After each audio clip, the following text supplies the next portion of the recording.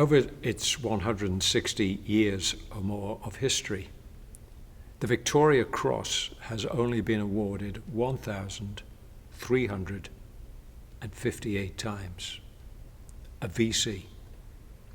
Well, here in the book of Revelation, chapter 2, we discover a church at Smyrna that has also offered a VC, not a Victoria Cross, but a victor's crown.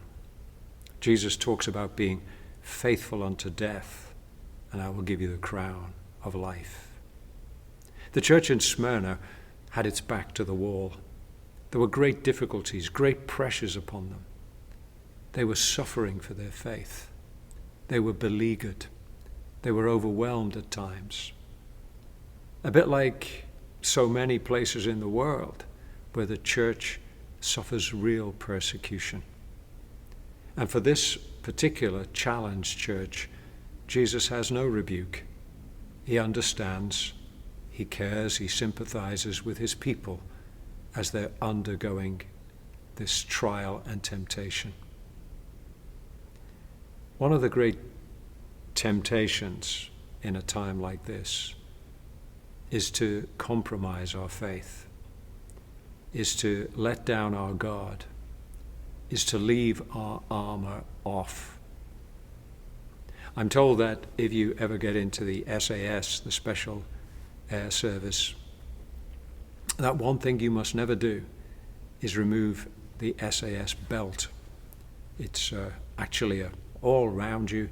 It contains emergency supplies, some weaponry, etc., etc. And the deal is never take it off.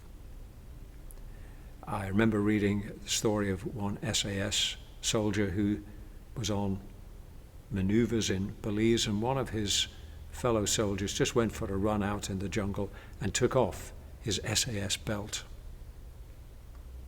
They were only on maneuvers. There was nothing that was in danger from him taking his weaponry off, he thought. But he was returned to his unit because he'd forgotten that you don't take off this SAS belt.